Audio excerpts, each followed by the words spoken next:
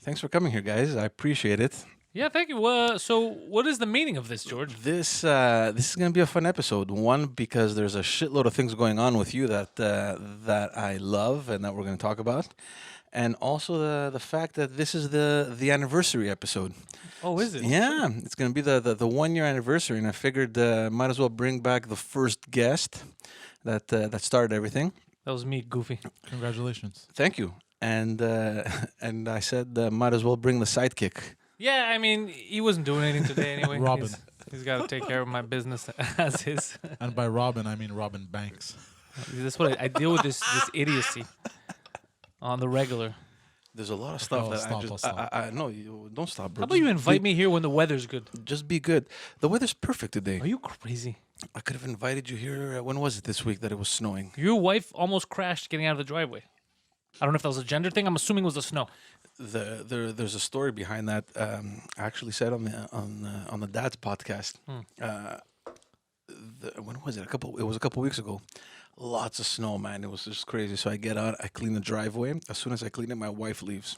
Okay. So she leaves, right? She goes, "Okay, ciao. I'll be back." I'm like, "Okay." 15 minutes later, my phone rings. "Can you come and help? I'm stuck." I'm like, "Oh, you're back already?" She goes, No, I never left." She backed up. I just cleaned the entire driveway. She backed up right into the snowbank. Which snowbank? Because my driveway, you saw it turns, right? It's not straight. So Yeah. she just went out straight and whatever. Doesn't look behind. I don't know. We'll ask her. We'll ask her. You know, for all the faults that Saudi Arabia has, they're onto something with the whole road safety What- thing. So let's just backtrack a little bit because Yeah. you came here last year.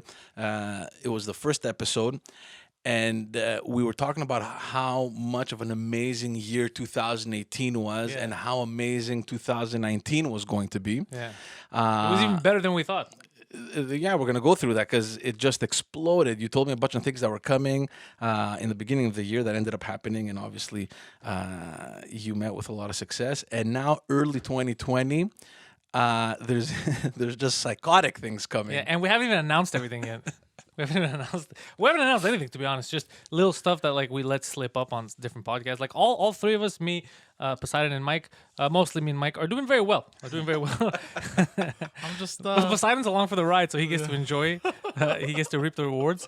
But even him, he's actually. We started. You're a world famous patron of the arts. Yes. You're one of my patrons. I started a Patreon recently, and I give him twice a month now the ability to live stream for people, and he's developing his own little fan base of people who want to listen to his lunacy and his just twisted view of the world. What do you talk about? I've never seen the live streams. oh god. It's a train wreck. It's a lot. It's a lot of me yelling from the phone because he always screws it up. So it always starts. He thinks he's recording, but he's not recording. He thinks he's streaming, he's not. And then by the time he actually starts streaming, he has me on speakerphone, not knowing that I'm streaming, and I'm just yelling at him, calling him names. I'm like, "Fucking call! I'm gonna kill you!" Just yelling, and he's like, "I think I'm on now." Hello, guys. Welcome. It's a lot of that. For somebody that was born in the 90s, I'm pretty terrible with technology. It's not technology's fault. You think so? No, that's 100% you. He spent a little while ago. He was doing a stream. He didn't realize that he wasn't streaming. He didn't realize he hadn't clicked stream. So he was talking to himself for 10 minutes, not realizing that the people weren't replying to him. And he's like, "I wonder what they're just very quiet today." Where is And yeah, everyone? they were waiting, and he's like, "What are they waiting for?" They were waiting because he hadn't started the stream. Wow. Yeah. But it's gonna come. I mean, after a couple episodes, you're gonna get it, right? Eventually, Yeah. hopefully. Well, no. This next episode, I know exactly what to do. I know my fuck ups and Can you, I'd bet against that happening. but can you can you do a practice run, I've but done not stream it? Kind of. Yeah, that's what he does by accident. We've tried. He knows how to do it. I've taught him how to do it. It's just I gave him the best tech. He has a stream deck. He's set up. He's set up for success. The problem is not with any of the technology. The problem is what's going on there. It's genetics. The issue here is genetics. god damn. It's impeding. I blame my father. But here's the thing, because usually in your podcast you're three, right? So most of the talking it's Pantelis if you're doing the Pantelis live, and if you're doing the 2 drink minimum, it's him and Mike Ward. How do you feel like just being by yourself now and knowing that okay, this is it, it's me? It feels a little strange. Yeah. I don't like to be alone with my thoughts for too long. So the fact that Look, we don't blame you. No one here is blaming you. the fact that I have to sit there for an hour and I have to dive deep a bit, it's scary. Just, But yeah. I did it on purpose. Like, all jokes aside, I want him to do this because he's getting more and more notoriety. He's in the public eye a lot more. Yeah. So I just want him to get comfortable doing this because sometimes he'll freeze when people ask him questions. Now he's going to get so used to it, talking to people, answering questions live. He'll be better suited to this because we did kind of, not on purpose, but he did kind of get thrown into wackiness. I myself was kind of thrown into this, so imagine him. No. So I love busting his balls, but we do need to give him, extended leash. Let him go out there and play a bit. Yeah, but it's just a matter of it's just a matter of breaking the ice, right? And then just getting used to it. And, because we talk a lot on the phone. I call him very often to bounce some ideas off him and everything. And I was at some point thinking, should I just do a podcast without guests, right? Like maybe shorter episodes, like maybe 15, 20 minutes, and just share a couple thoughts, whatever. I like that idea. It's not bad, and it saves me the trouble of stressing if I'm going to have guests all the time, and maybe that could allow me to bring the podcast to a weekly kind of production rather than bi-monthly. And I was talking to him, and I was telling him, man, I just don't know if I'm comfortable talking by myself. So I totally get what you're going through. But after the first episode, I was after the first 15 minutes, I felt fine after that. Yeah. Talking by myself. Yeah. So what do you And I'll talk about? Search up stuff, mainly stuff that that people know me for. Yeah. He's interested in or whatever. Yeah. What do people know you What for? do people know you for? Yeah, exactly. Fucking hookers and shit. This is you got out of politics for this, buddy. This was the dream. This is the dream. You're welcome. No, but now that you mentioned politics, I want to go back to how this whole thing started, because I remember meeting up with you at the end of 2018. I told you I'm interested to do something because I had so much more free time than I ever did before, and you gave me a lot of ideas. You gave me some stuff to look at and to think about, and which is great. And it's been a fun year, honestly. I'm just having fun with it. And I remember you telling me that early 2019 is going to be a breakthrough year, right? And you told me about the whole podcast with Mike Ward coming and how it's still undercover and we can't tell anybody and everything. I'm just telling everyone that you told me and that you weren't supposed to tell me. Look at this but fucker. it's okay. And that actually happened, and it's just the biggest thing. You know what I mean? And now, a couple months ago, you were telling me, I can't go too much into details, but Mike Ward, Bell Center, It's gonna be big this summer. Something's coming up, and then just the other day was announced. The tickets went up for sale today, and things are just moving, man. Yeah, it's a good crew. Because I think Mike, even before meeting me, he had a good base around him. Like his manager Michelle, Jan, who takes care of the podcast a lot, and the people at the Bordel, they're all very positive, very good people. So he was always surrounded by people that even if because I have a lot of crazy ideas. He's like me. Yeah. He'll say, even the Bell Center thing. You don't know how ridiculous. He does the same things I do. I think a day before something, he was like, it'd be cool. I want to do this show at the Bell Center. And then he woke up the next day to a phone call. Would you like to do your show at the Bell Center? So little things like that happen. And I think a lot has to do with that.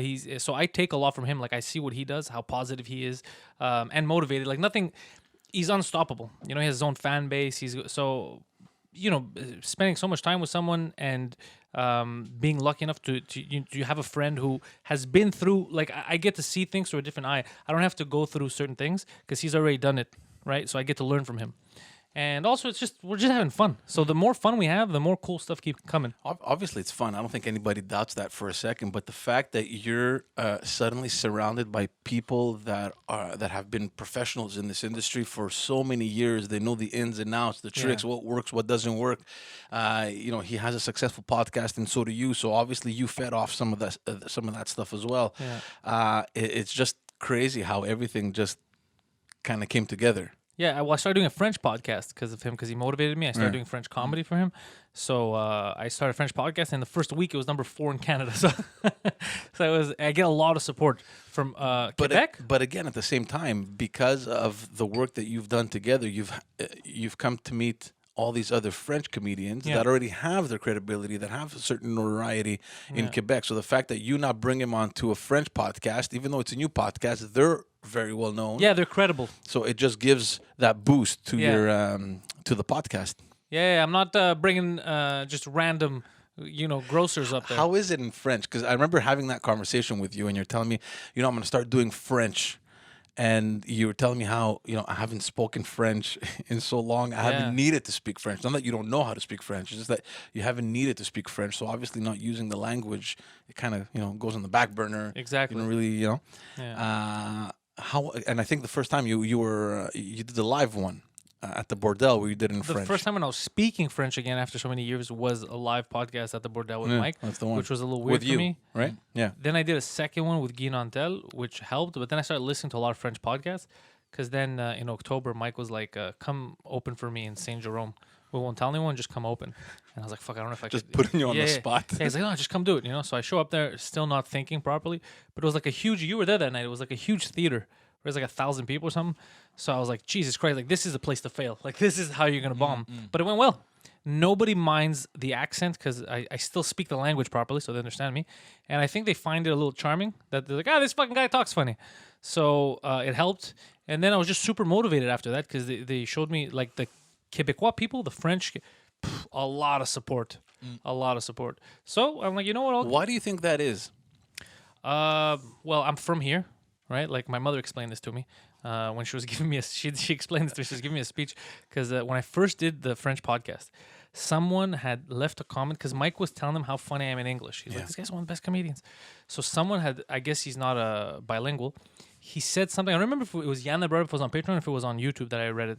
But it was something along the lines of, well, he's from here, but he's doing comedy for Americans, because you guys, I think we had just gone back from New York or LA or whatever it was. Is you guys are doing comedy. Why is he doing it for the Americans and not for us if he's from here? And my mother had asked me, how did the French show go? And I told her, I was on the podcast, it was French, and I told her about that comment. And then she's like, yeah, he has a point. He's right. You don't belong to the Americans. You belong to the Quebecers. You're from here. Yeah. He's 100% right. Yeah. And then as soon as she said it, it started to I was like, oh, she does have a point. She's like, yeah, 100%. Of course they're going to feel like that. But see, that's also our curse, right? Because we're born from immigrant parents. So in our minds, we're Canadian. We have Greek parents. So we've had, and I don't want to generalize this, but in we felt kind of off with, the French crowd, the whole Canadian thing, because you're thinking I'm Greek, right? And I never felt Canadian. I always felt Greek. And then when you travel, let's say, for example, when you go to Greece, Yeah. you're not Greek. You're that little Canadian guy that's traveling and visiting. That might be you and this guy, So- sir. I'm a Greek guy when I travel to Yeah. Greece. But I'm Canadian whenever I'm in the States. Nobody takes me seriously. But it's like we're always like in this gray zone floating. Yeah, It's like, you're right. what the hell are we? Limbo. You know? Yeah. And but I do have you two. I think you have the same thing because we're born here. We still have more of a connection affinity for Quebec and Montreal more so than we would Canada as a whole. It's just the way it is, right? We love Canada, but I haven't traveled past Ontario. So there you go. Yeah, this is your home. This is your home. Yeah. So that kind of also motivated me. I was like, you know what? It's true. I was born here. I was raised here. And my art that I like to do, that I like to give people, that people in other countries are getting to enjoy, the people next to me, my neighbors, hypothetically, aren't getting to enjoy it. yeah. And all I have to do is get over my fear of having an accent or whatever, just get back to speaking it. I think it'll work because most of the French comics that I see here don't write jokes the same way I do, the same way Mike does. I do it in a very American style. Mm-hmm. So does Mike. Yeah. That's why I thought it would work. I thought it works for Mike, and because he writes like the if you look at documentaries of how the best people in the States were doing it, the biggest they have the same mindset as Mike. He brought that to the table here in French, which it didn't have. Here was more of like a one man. Even in France, it used to be like a one man show type of thing. It's very different, more theatrical. Whereas us, it's very hide the punchline. Said, oh, I can't believe you just said that. Where'd that come from? I didn't see it. They're all hooks. Yeah. It's not like an elaborate show. Like, look at me, and this is a fancy way of telling you. No. It's just let me trick you into feeling safe, and then hit you with a crazy joke. Yeah. So I said, if it works for me, it might work for me. And so far, it is. They like it. They like the different style. They like the accent. It doesn't bother them at all. Yeah. And they're super supportive. Like it's like your home crowd. It feels like I'm playing hockey at home. It's Because it's almost as though they're welcoming you, right? Yeah. In the family. It's like, Yeah, okay, exactly. look, you're making the effort. We can understand you. You're funny. You're associated to one of the best comedians that we have over here. welcome on board. Welcome Yeah, on board. welcome aboard. That's you know? exactly what it is. They make me feel. Even the comics, a lot of the comics are doing the same on the French scene. They're being super nice to me, very welcoming, but genuinely. Would you have been able to do this had you not started this whole partnership and this relationship with Mike? I don't think I would have wanted to. I don't think I would have wanted to because I wouldn't have known. I would have always had that idea in my head that it wouldn't work, which I thought that till 30 seconds before I got on stage that time with him. Until you tried, you don't really know. I just assumed, they're not going to like it. The accent is going to bother them. And then it was like, man, you got to shut up about your accent because it doesn't bother anyone. Yeah. Just, we like the jokes. But there's this, what's his name? There's this African French. Basket mouth? Oh, No, it's another. what's his name? It's an inside joke with my. Oh, God. Is it Boucard Diouf or something like that? I can't remember. I've seen him. He's a really tall black guy, and he speaks like he's African, right? Yeah. And they love him.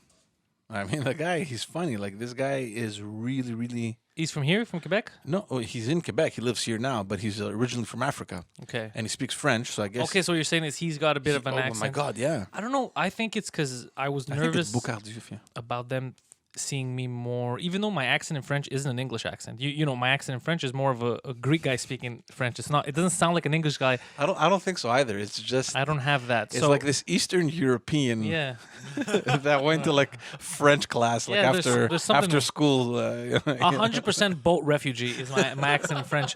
But so I was nervous about that. But I think if I had the English heavy one, it might have been a bit tougher.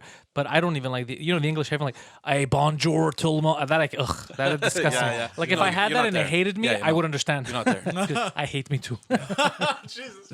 I don't have that. I speak the language properly, just that I have an accent. Yeah. But I don't mix up like the le, la often. Yeah. I retained a good amount of the information. But your English too doesn't have an accent. And it's funny because we were talking about this the other day when I was talking to you. We come from a little neighborhood where for some reason we sound ghetto, man. Yeah, Like especially this idiot. Yeah. I was telling this guy on the phone. I was like, like Poseidon talks, and I know exactly. You know what like, street he grew up Yeah, on. I'm like, okay, that has to be. It has to be like between Outremont and Curbs, between Yeah, he St. is. Rock and Danvers. Like, He was around there, yeah. Oh you're my like, God. you're like, it's gotta be around That's there. crazy. That's insane. We have this retarded little gangster, and it's tough. It's not that it's just I've noted there's subcultures in every city, and even here we have these multiple ones. Like I can tell when someone is from Saint Leonard, even Brossard, believe it or not, has its own accent. like the Anglo accent. Yeah, and until I got out and I started speaking to other people, and I think also the movies I watched, I realized I don't really, unless I'm in the heat of the moment and I'm talking to him or someone and it comes out, I generally don't have that accent, but that confuses people because they don't know what my accent is. Yeah. So I know that I have some type of accent. It's not Canadian. I don't sound like a Canadian. There, bud. I don't sound like that. I don't know what it is. I don't know what it is. It's like a mix of an American accent and a Montreal accent. I don't know what it is. Because it's true, you can identify. Like you hear someone from Westmount, you're like, okay, you're from Westmount. The West Island too. They're pretty easily. You can pinpoint them quite easily. Laval. Well, Laval, yeah, of That course. place. Yeah. Yeah, but Laval falls into the same category like the Greeks in Parkex, I think. Own subculture. Yeah. Well, every neighborhood has its own, and it's weird to go into neighborhoods that you grew up around but you never went into, and then you start seeing the people there, and you're like, oh yeah, this makes sense. It's kind of what I expected. Yeah. Does it ever happen to you? Yes. But I know that I don't have an accent for regular people because I even got my agent reached out to me to do a voiceover. Check out it was for a beer commercial, and they said we want English speaker, no Canadian, no Quebec, no accent. So they gave it. So I was one of the people that they're auditioning for. So like, oh, that's nice that the rest of the people don't hear like a Canadian or a Quebec accent from me. But you know what's funny though, you don't hear yourself when you like. It's In weird my that- head, I have a crazy accent. No, see, me, it's the opposite. When you're talking, you don't really identify this. But when you listen to yourself, like in a recording or anything else, you're Yeah. like, oh my God, that's me. That's- How do I speak like that? Yeah. I remember during the campaign, they sent me to do this radio commercial. So they wanted an angle or whatever. So I went, I recorded, and then they played it back. Who's that man? I was like, God, man, this Parkex thing just doesn't want to drop off. Oh, was it heavy? Yeah, man. But now it's gone. I'm like, okay, guys, I need to do that again. There's no way that is playing on Quebec radio. We all got think George is being hard on himself, but you play a version of that. He's like, "Yo, what's up, guys? Let me tell you about fucking voting, right? Breeze, don't forget to vote on the first. Bro, just pick everyone you know and go Take vote. your E's, Faye. Bring your me's down here. We gotta vote. Me, it happens. It happens at work. Where I'll speak professionally, and then I'll be like, don't worry about it at the end. And then I see the person's Don't worry face. about it. Where did this guy come from? taken Don't worry aback, about it. And they're like shocked. They're like, what just Sir, happened? what's in the trunk of that car? Stop asking questions, bro. Here's what I love about what you guys have done, and we've spoken about this. And I don't know if it was intentional, but I remember when you started the podcast with Mike Ward, it was just the two of you. And, obviously, like, it starts kind of slowly, even though Mike Ward, is well known. And then the fact that they brought you on, it personally, I'm addicted just because, and I don't know if you've done it intentionally, it's as if you've created like this mini series with this character development and all these things happening, and everyone kind of evolves in their own way and collectively.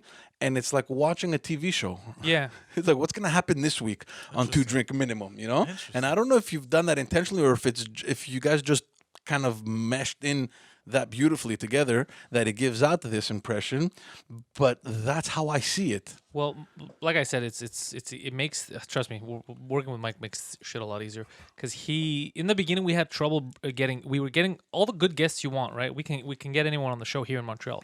The problem is the pool in Montreal isn't that big. So we were faced with a decision early on. We go, if this is a guest-driven podcast, we're going to run out of guests fast. Yeah. Guests that we want to bring on, sorry. Because you could bring on whoever you want, right? Yeah. But for it to be entertaining.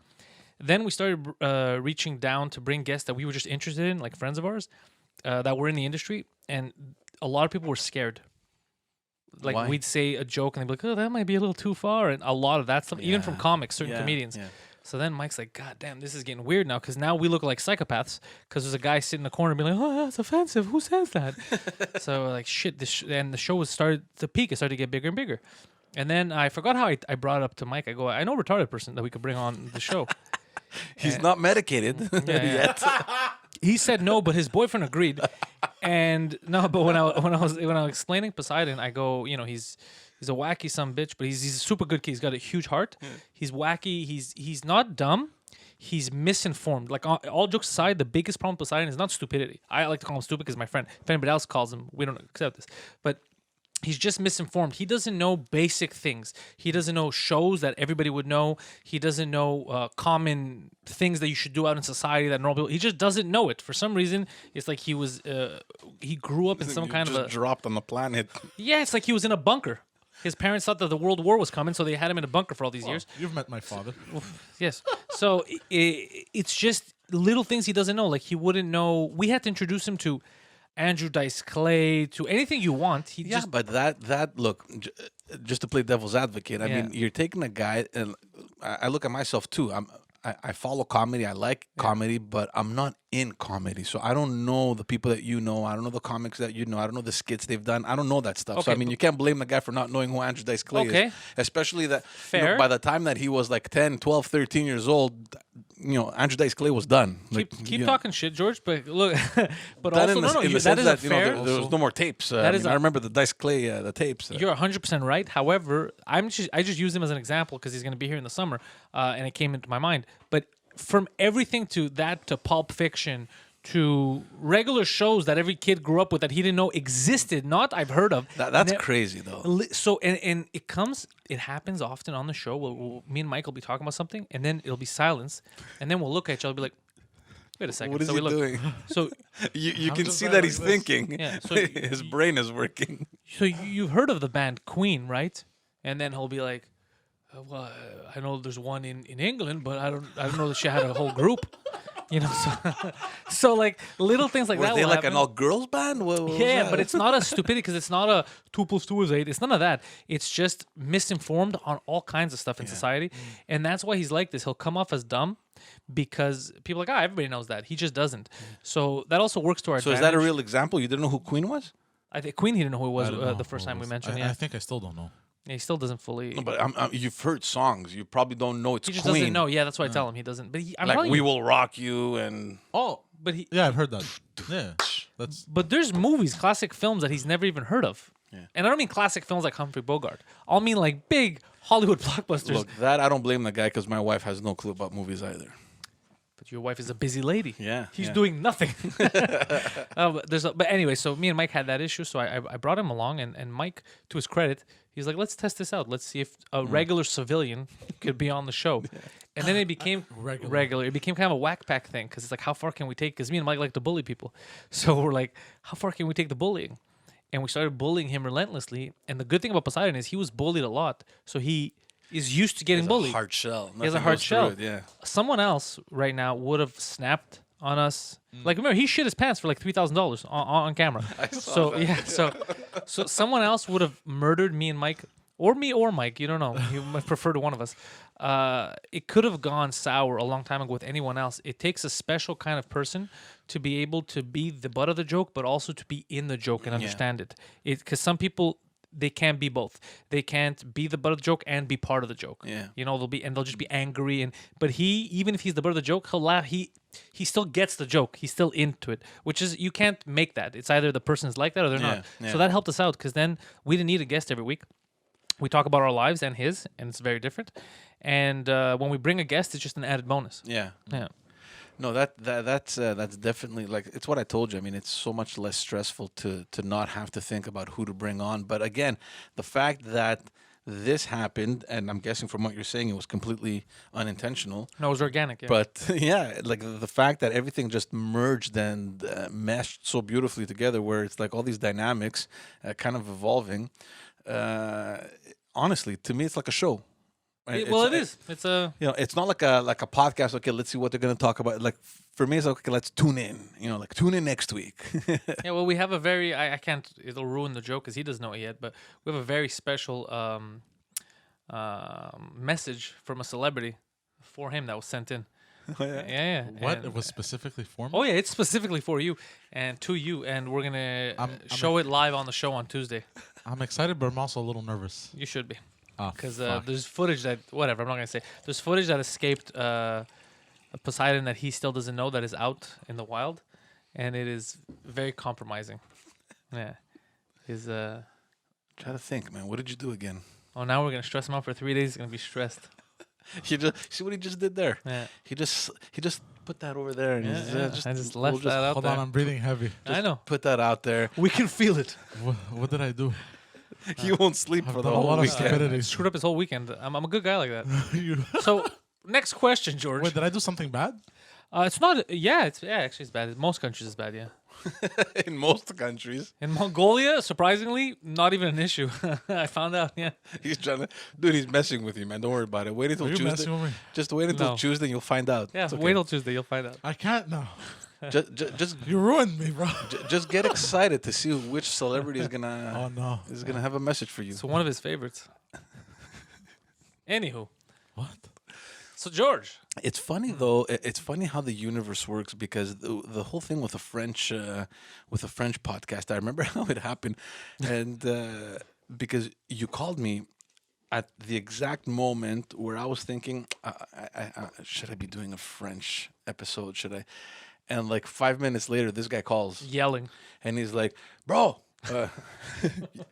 guess what I'm doing?" I'm like, "What's going on?" He goes, "I'm doing a French podcast." I'm like, "Are you kidding me now, man?" He goes, "Yeah, what's going on?" I'm like, "I just got off the phone with someone that asked me to have someone." Well, actually, he it's the last episode. It's Alexandre Cusson. He's a candidate for the leadership of the Liberal Party, and they're asking me if I'd be okay to do it in French, and I was like, you know what? And I told you do it. Yeah, and I was thinking, this for me is going to be like a very experimental year. I'm going to try different things. I want to bring Spice it up. and French is obviously one of them because in the beginning, this is what I was telling you. In the beginning, I thought, look, let me just go where the biggest audience is, and India. Let me fly there. No, but like, your biggest audience is obviously English, right? So naturally, you're thinking my podcast is going to be in English. I can reach the most people possible. Well, no, not if you're talking about local politics. Yeah. Locally, but they're the minority. But see, that's where everything kicked in, and because of you and the collaboration you have with Mike, and I started listening to some of his stuff, and I thought, look, this guy has the #1 French comedy podcast. Obviously, French isn't the most spoken language in the world, but he's Spoken a lot.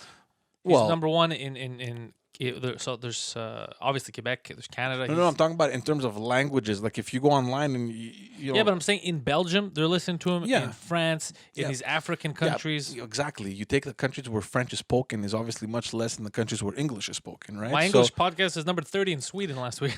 Well, they speak English. That's why English is much. I'm just saying that much you more can spoken. reach.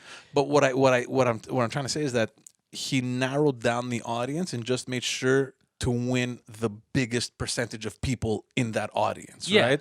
So it's smart, obviously. Well, it's also it's a language he speaks naturally, right? Obviously. So it's not for him. It's not a leap. And both languages, he speaks them both. Yeah, So, and it makes sense because the podcast that I have and the kind of people that I'm bringing, a lot of them are French, right? So this whole first year, I was like, okay, this guy probably doesn't speak English. Forget it. No. Like all these people, like I excluded them. You missed out on all. Well, kinds I missed out. I mean, I can always call them now. Do you want to call them now? Now that you've made it. Yeah, made it. Yeah, right. No, but no, it's not a big problem.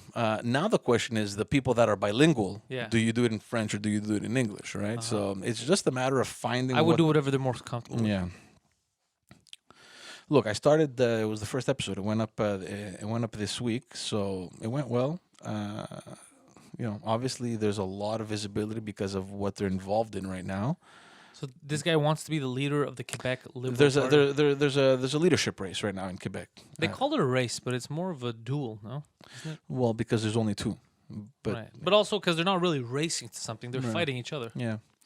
So the match. What do you want? A leadership match? Yeah, because the leadership race makes it sound nicer than what it is. Yeah. In reality, they're both there talking to private investigators. Like, does this guy go to hookers? Like, that's what it really is. Let's find some dirt, right? Yeah, that's what it really is. No, but it's funny how things work because I had sent after I got that request. Obviously, said I'll do it for sure. I'm gonna do it. I didn't want to get that political with the podcast, but because I've brought other politicians and other or former politicians, I thought, whatever. It's two people. I'll do it.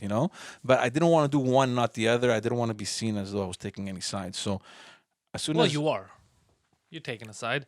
not really, no, not No? yet. At least I don't know. We'll see what happens. So what do you want to ask us about comedy and such? Yeah, no, tell me, Poseidon, how? Because you just happen to be parachuted, man, in this whole universe, right? I mean, I don't know, and I don't know how this friendship came about. He was foisted onto me. Yeah. He was what? Foisted. I was foisted. Yeah. He, my buddy Chris Legacy, who inherited him when they were young, was his best friend growing up. One day we were playing hockey on the same got team. you at an auction. Yeah, and then he tricked me into for hanging. very He gets foisted, right? It's like you try to get rid of this person because you don't want them in your life. Yeah. So he gave him to me, and then I kind of got stuck with him, and then I felt a little bad because I noticed like, oh, he's not a bad guy, he's just a little slow or something. And then I was trying to teach him stuff, and then I would get frustrated because he wouldn't learn quick. But then I was like, well, I can't leave him on his own. He could starve to death. So I took him under my wing, and then he became part of the furniture. He was just around all the time, and then he became, I guess, my slave. What? Yeah, Fuck you, bro. You motherfucker. I mean, there's no chains, but I don't let him vote. I don't. I make it a point. He doesn't. He said, "Who should I vote for?" I said, "You're not allowed." no, but think of like your evolution into this whole environment where It is crazy. you meet a couple guys. You're like, hey, what do you guys do, bro? What do you guys do for fun? You're like, hey, you want to come on the podcast? He's like, what the fuck is a podcast? Yeah. And then just a bunch of guys sitting around microphones there talking, saying whatever they want. And then suddenly, you're rubbing shoulders with some of Quebec and Canada's And top America. comedians He's been. and American comedians. I mean, he came with us when we were at Joe Rogan, so he got to meet people at the Oh, you were comedy there? store. Yeah, Okay. Mike flew him down because he's like, this is a big event.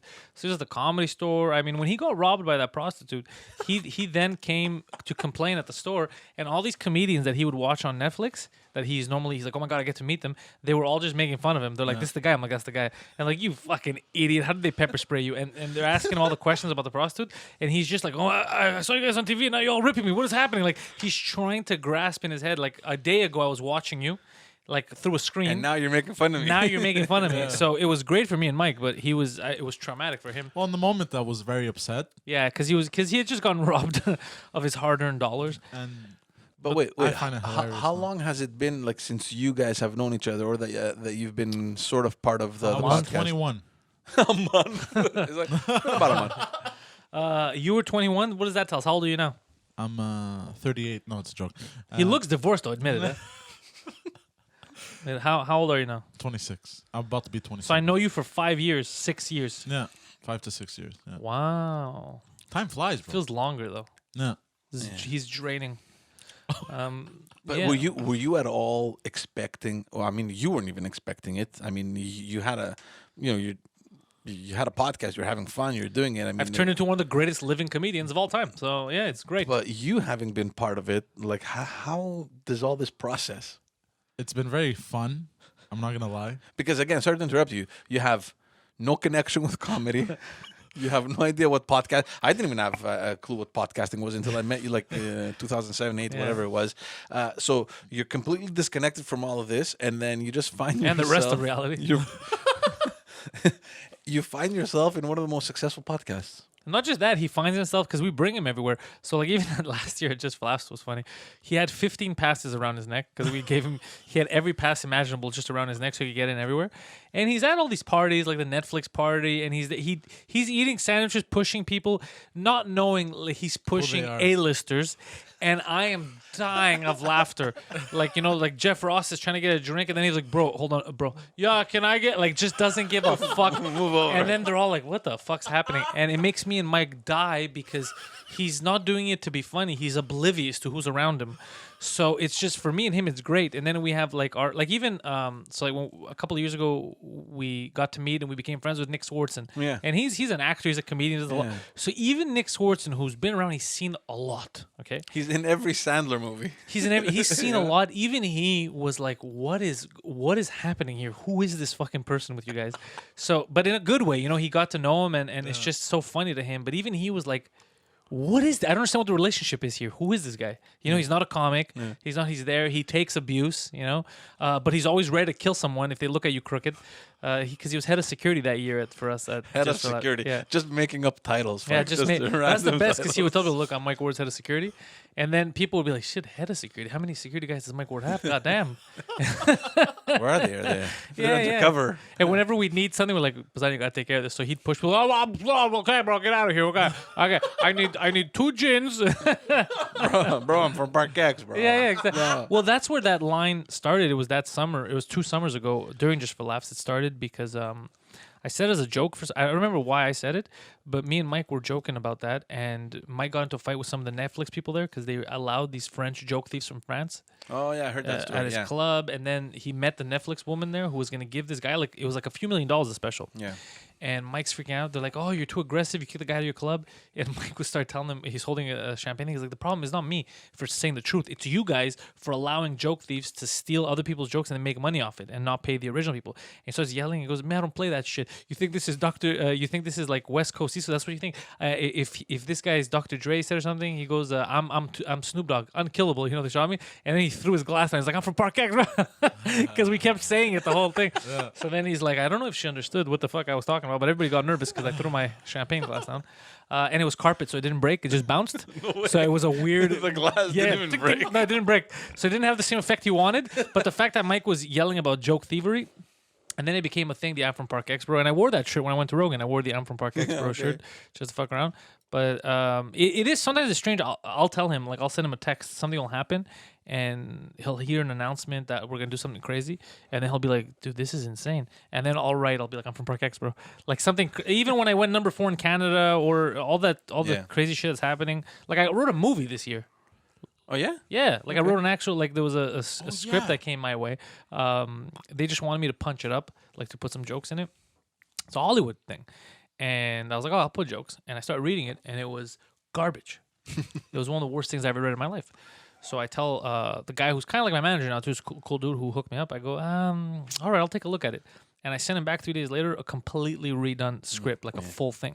So first, like, why is this like 5 pages longer? He's like, is this a different script? I was like, yeah, I rewrote it. And he's like, oh, they're going to get insulted. You can't do that. It's going to be very bad. And I go, well, look, here's the deal.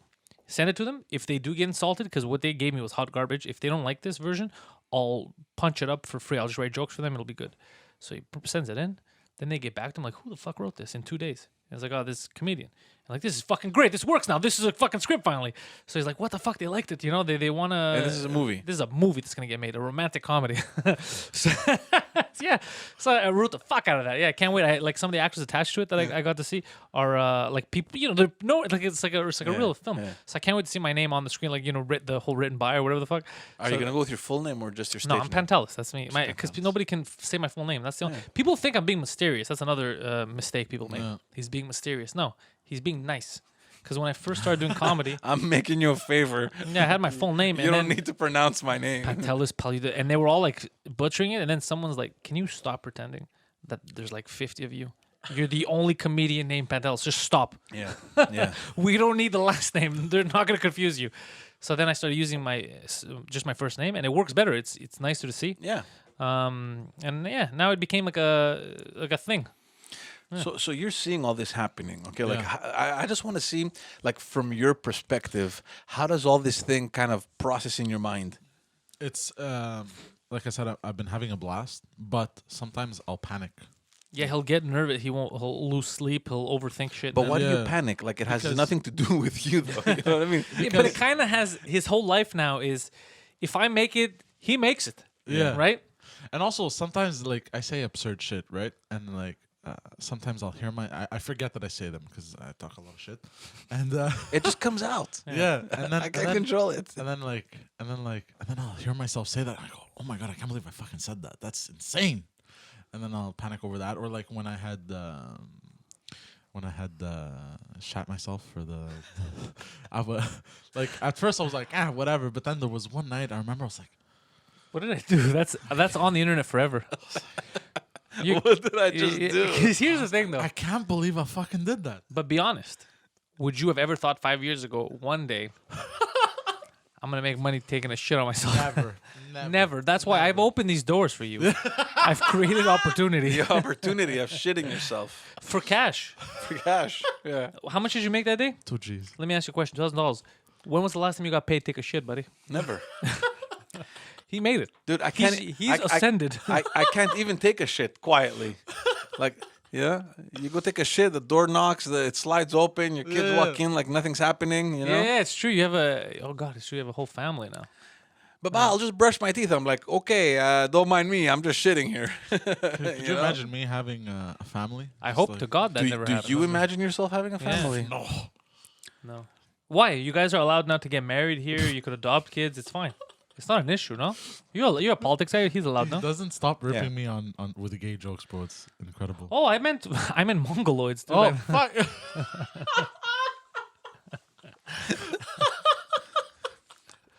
But We don't euthanize you anymore. yeah, you're safe now. Yeah. But tell me, what did I want to say? Yeah, the growth that the podcast has had. I mean, people are starting to recognize you now. Are you eventually gonna? Well, see, now you're doing your live streams. Are you eventually thinking of kind of branching out and potentially just doing your own thing? Like, what do you mean, live streams and No, like Whatever. just not being with us. Like leave me and Mike alone. Like the And just start your Poseidon own show, career. the Poseidon Well, podcast, I- or whatever. I've always wanted to be an actor since I'm a kid. Mm-hmm. So I'm hoping this will open that door for me. It might. I mean, I'm working the on long run. some stuff right now Yeah. that might open up some doors for certain people. No. Because I hook up all the people around me first whenever I can. Yeah. Because that's what Mike does. Mhm. So I take my cues from him. There's some stuff that I'm working on now. Let's see if they go through. Like I have some big deals cooking. Like a lot of my ideas that I had from years ago that I didn't have access to the people to get it done. Yeah. Movie ideas, documentaries, all Yeah. that. Now I actually have people that want to work with me. But that's not so bad. I remember when we did the pilot. when we filmed that Yeah, pilot. you were there, and you were there. That was fun, man. It was, dude. The only reason why I even started Patreon is because people wouldn't stop harassing me about making the series. Yeah. And the series, as you know, cost a lot of money. I learned when I did the pilot, and time. And you were lucky because you had a bunch of friends that were just That were helping willing out. to do it. Yeah. So then I said, look, if I'm gonna do it now, I have to do it properly. I gotta pay everyone, and it's gonna take some time. Yeah, that's in the works though. It's like it's Well, look, it's a I plan. started the Patreon. If there's 1,000 patrons a month, I could definitely afford to do it. I could definitely afford everything, the equipment, paying the people, this and that, without it coming out of my wallet. Even if I don't get to 5,000, if there's enough, and well, I'm still probably gonna try to get it done because everybody's been asking for it.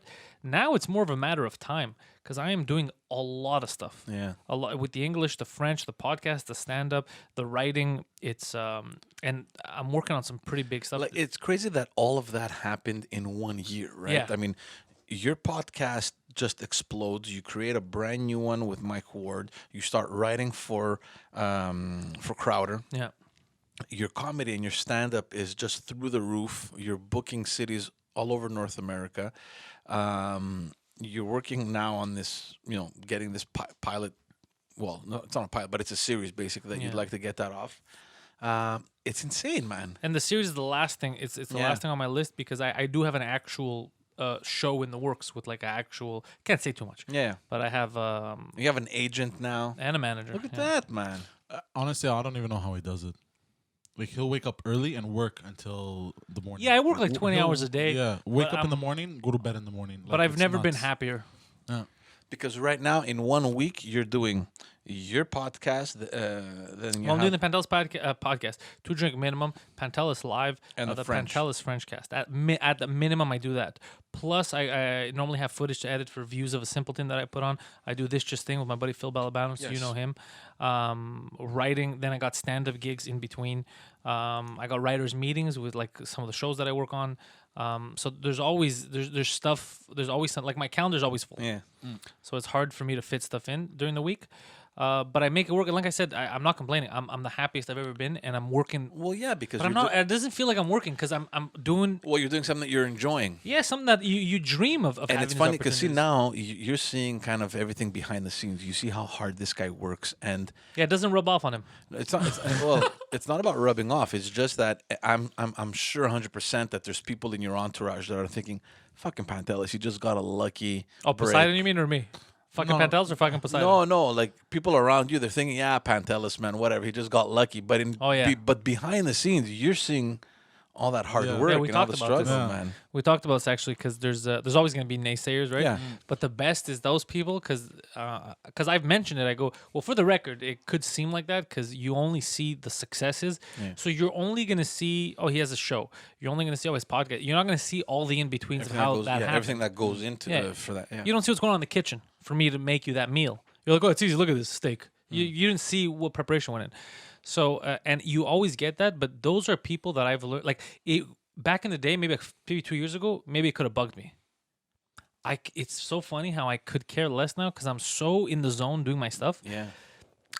None of it bothers me. Even like negative stuff. It used to piss me off. Like, fuck this guy. What is it? Now it couldn't bother me less. I don't care because I'm still moving forward. I'm doing I'm living a life that had you told me 10 years ago that it was even possible, I would think you're crazy. Yeah. So I don't have anything left to prove, right? Like, do you even come across any of that, or you're just too busy doing what you're doing? Sometimes I'll have people like that I'll see, or even people close to me. Sometimes something will slip out like that, and I'll just laugh it off. I'll be like, all right, he knows. Like even when I was gonna start the French podcast, I feel like, oh, that's so stupid. What a dumb idea. Yeah. Look, 2 episodes in, number 4 in Canada. Fucking the videos are getting like over 10,000 views, and the audio is like fucking 6-7 times that. The audio is where you get all your numbers. It's just crazy. But I knew every time I hear a lot of these people that tell me you can't, they're the same people that were saying that to me when I started my first podcast, when I started doing stand up. So I kind of learned like, oh, if they don't think that it's possible, oh, it's definitely fucking possible. These guys are buffoons. They don't know. That's why they're where they are, and that's why I'm where I am. But we've had this conversation so many times where, we're so behind here on so many things. Like, see, this podcasting thing, when you were talking to me about it, I had no clue what the hell that was. You know what I mean? And Yeah, I started early. I started in like 10 2010. and 10 years later, everybody is on the platform, right? Everybody wants to get on. There's people on it now that started their own podcast that said that I was wasting my time and I was stupid 10 years ago. Yeah. And now they're starting a podcast. Now, Yeah. this year, they're trying to start a podcast. Yeah. And they told me, this is so stupid. What are you doing? 10 Yeah. years ago, nobody, I've been able to, in the last 3 years, to show people that basically whenever they're eating breakfast, I already finished my dinner. Like, and that's the way, even the stuff that I'm planning, all the stuff that we're working on, the stuff that people see or the stuff that we're ready to announce, I think we have stuff planned maybe a year from now. Even there's all kinds of stuff coming. Like next year in March, we're gonna find out from Mike this week if it's finalized already. But it looks like we're gonna have an Asian tour, and we're bringing Poseidon with us. So there's gonna be stand up and 2 Drink Minimum live in Tokyo, in Mongolia, Thailand, South Korea. Yeah. And I'm gonna confirm with Mike. We talked about on 2 Drink Minimum this week. I think he's trying to finalize like a good deal. And you have an audience there. Yeah, of course. There's expats. There's English people. Mike taught me this. There's first of all, Mike is not like a big Canadian comic. Mike is one of the biggest comics in the world. People know him everywhere, and because of the 2 languages, he breaks that barrier. Yeah. And expats love him. Like he's been to Tokyo. He's been to China. He did so many shows in China. Like they know him, they love him, and now that he's he's not alone. He's got fucking me. He could even do a podcast. He's got Poseidon. He's got and I'll go anywhere with him if he tells me if I can go on the moon. Sure, man. I'll be like, let's do this. For sure. Like, when would you have had that opportunity to do it, right? Well, that's the thing. I'm very loyal to him because he was nice to me when he didn't have to. There's nothing to gain from me or anything. He was nice to me when he didn't have to, and he's taken very good care of me. And he gives me the best advice. Like I'll ask him when I need, even his manager. I'll ask his manager for advice. His manager is super busy. Yeah. One of the fucking best managers in the province, and still. We'll be like, I'll call you. He'll take the time for an hour to go through. No, this venue does this. Don't go to this venue. This guy's a cocksucker. Go here. They'll give you a better rate. He'll help. But see, this is what I was telling you before. It's like as if you started working with him and then you automatically moved on to the fast lane. You know what I mean? Which is amazing because there's so many struggling comedians, and you know this. Yeah, I was a struggling comedian. Yeah, exactly. But again, it comes down to what we're saying, that it's not just luck, right? It's not just you have to be good. Oh yeah, Mike Ward came and picked you out of everybody. I mean, had you not done the work to be where you were at that time where he saw you. Well, Mike wasn't gonna do the podcast initially because he couldn't find a partner. When they asked him, Compound Media, he was trying to with different people. It wasn't working the way he wanted it. Yeah. And he's like, "Fuck, I don't think comics like that exist in Montreal that are like the New York guys that we can have a successful radio style, that show. It won't happen." And then he met me by luck. There was no plans. He saw me at a show. He heard me bullying people backstage, and then he liked that. And then he saw me on stage, and he's like, "Oh fuck, there's the guy." Yeah. And then he made me an offer the next day, and then we became friends. Like we did a couple podcasts, and it didn't take me long. Like I remember one time thinking about it. I was talking to him. I don't know if it was the first or second time we met, and I was like, "Oh fuck, this guy's like me." Like he had. Like some people you have an understanding. You don't have to say something, but you both understand it, and no one at the table You're on the gets same it. page. Yeah. He was that guy for me. He was like the brother I never had. Yeah. He was that. So I was like, fuck, this is insane. And then it started to come out in the podcast a lot. People started, one of the first comments we would get from people, like the New York people that started watching the podcast first, was these guys have great chemistry. They're fun to watch. Yeah.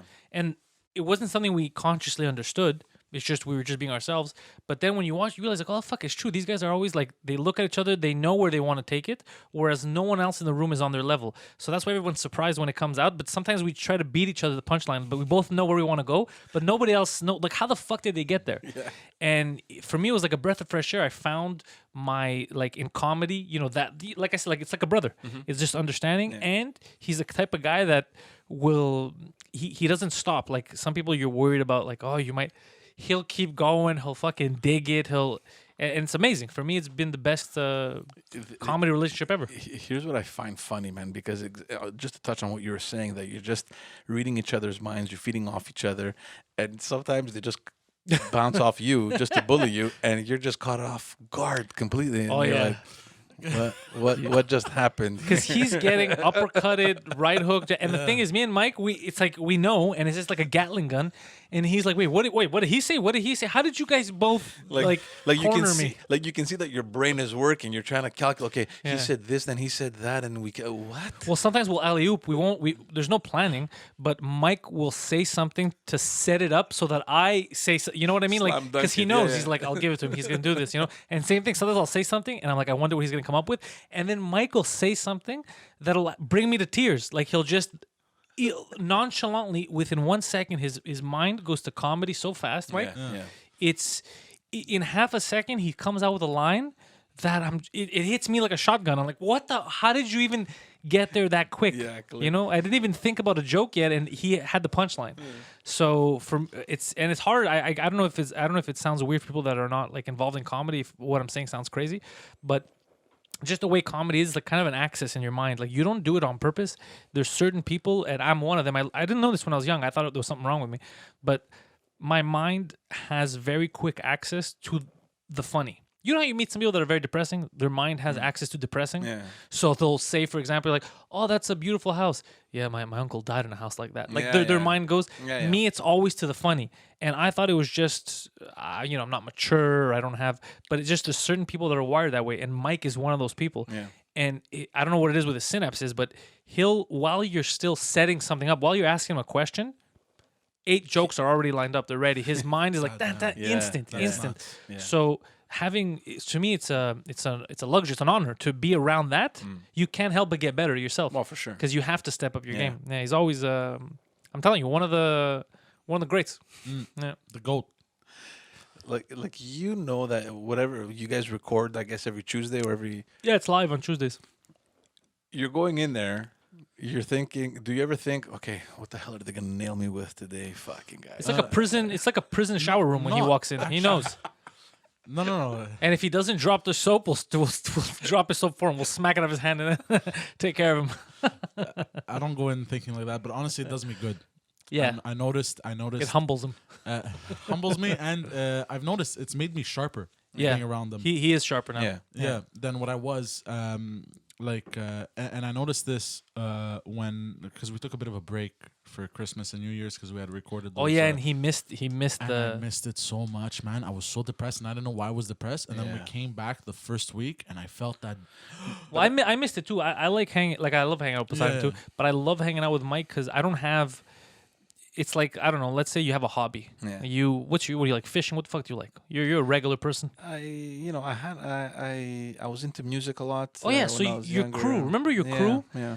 It's not everyone that you could talk to about music Yeah. and be in that. So And I'm Mike, completely now disconnected from it. Like I've grown don't- out of it, and I can't pull myself out of comedy that much because Yeah. I'm addicted. But Mike, for me, is that he's the only person that I'm like. I have a lot of friends in comedy, Yeah. but he's the only person that I'm that much in sync with comedy style. Yeah. That when I'm with him, I'm happy because it's just anything I could bounce ideas off. Anything we say there's going to be a lot of like fun. But there's people that I grew up with in comedy that I started comedy with that I get along with. We're not that connected. That's what I'm telling you. Some people you have it and you don't. Yeah, Him, no, it's like I grew up with him. It's like you grew up in Park X. Yeah. It's like this chemistry that existed from the get go, and I see what you're saying. I mean, this is a getaway, man. Like you sit down with a bunch of guys, you're having Yeah. fun, you're bouncing things off the walls. I mean, you're laughing. It's a lot of fun, and on top of it, it's successful. You know Yeah. what I mean, you just have to show up, man. Yeah, you just you have just to. you just have to show up and talk, and it's funny. You know what I mean? And I get that, and I'm getting that much more with the other podcast that we started with the dads. Yeah, you're liking that. No, you're just talking about your. Man, you know.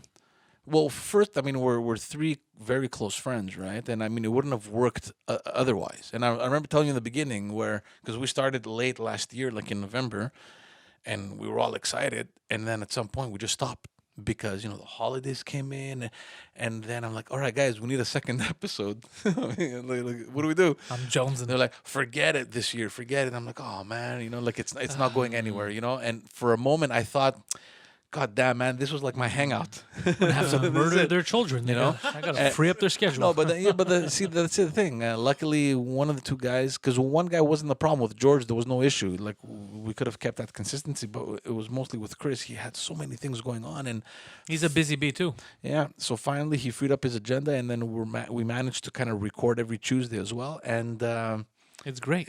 dude, it's so much fun. Yeah, it's So much fun. Man, you were at least one of the guys that maybe you didn't start podcasting early, but you knew about. Like I I knew about it because of you. Exactly. In the beginning, you thought it was weird too, but at least you were willing to. You're like, what? Let me understand this. So Well, it was weird because, and I don't want to, I don't want to judge, but the guys you're doing it with, for me, and I'm a little bit older than you, and I was like, look at these fucking kids, man, from Park X, man, these little hoodlums. They're just like, what are they talking about, man? Like, none of this stuff makes sense. Yeah, that's true. Making A lot of fun it. of just people of different race. Well, we mostly made fun of Milton, who's not a different race. And Racist slurs, just anything that comes out of your mouth. And I was like, what are these kids? How are they getting away with all this? yeah, that is true, though. We did get away with a lot back in the day. So that's why I was looking Mostly a little, Milton, to be honest. He was a racist. I was yeah. a little disconnected. I was like, what the hell is this shit? This is podcasting. Like, you just say whatever the hell you want. Kind of, yeah. Yeah. It's just that there was no. Remember, I was bringing people into a world that they didn't know, also, right? Yeah. So I had no experience broadcasting at the time, but I did have, always comedy. I loved even when we did those plays in Greek, right? Mm-hmm. They wanted to give me a serious role, and then it's like, well, he's doing it now, so it's just going to be a ridiculous role. Like he can't be not funny.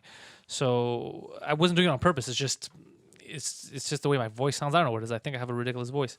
So at least I got a lot of practice with them, but they didn't know what they were doing either. They tried to learn. They're like, what do we talk about on these shows? But it's also the age, right? Like, I mean, you were like kids, man. We You were young, what, 20? Yeah, in our 19, 20s, 20. Like, how do you talk about not necessarily serious issues, but anything? Well, you that talk is- about your life, right? So Yeah. if I was 22, 23 at the time, But you can't they just- must have been 20. Yeah. Yeah. But you can't just, okay, let's talk about my life. Like, I mean, there has to be some structure in your thought. And Yeah. if you haven't done this, and if you haven't had any, not significant experience, but any, even remotely little experience in communicating and expressing You're your right. thoughts and, formulating everything in your head, you're gonna sound stupid. Yeah, of course. And it would happen all the time. We all sounded stupid Yeah. repeatedly. Even one time when one of my buddy's girlfriends at the time had cheated on him, and then we talked about it in a hypothetical. We didn't mention her name, and we insulted her. Her parents reached out to us. No. Her parents were very upset with us, yeah. And then you can't call my daughter a whore. And then I was upset because I go, well, first of all, we didn't say any names. So you heard the show, and they said they're talking about a whore. It has to be my daughter. And I was like, what kind of confidence are you instilling in your daughter? And then, so we had this whole thing happening. But in retrospect, I probably think that we shouldn't have brought that up on the podcast because people that everyone knew was listening. So we should have kept that between them. It was just kids that got emotional because something crazy happened in their circle, when I remember it now. Though it is funny that the mom's like, that's got to be my daughter. That's kind of crazy. Like, don't say that. Even if you think it, don't tell people in public. You see that whore they're talking about? That's mine. Don't say that. Don't ever say that. And in the end, who knows, man? The girl's actually a nice girl. We all liked that girl until that happened. And who knows? We might find out in the future that we overreacted. You never know. But yeah, you don't know what you're talking about. That's your life as a kid. As a kid, I mean, we're always kids. I'm still a big kid. You talk about what's around you. Now it's different because of the podcast. I get to talk about the industry a lot, my shows, stuff that's happening with fans. You've gained also a lot of experience in every aspect of your life. Exactly. Right? Yeah. Exactly. But I'm still, I don't throw that away because I learned a lot in 10 years of doing it with my friends and doing it for very little listeners. I learned so much that I was able to take away with me. Mm-hmm. And now I don't have. Well, you were prepared for that next phase that came. I Right? got to practice. Exactly. I had to play in the minor leagues. Yeah. But I played those games. They didn't get me off the Zamboni. How are those kids? Do you see them? Do you still talk to them? I recently murdered one of them. Oh, nice. Yeah, I see them. I see them all the time.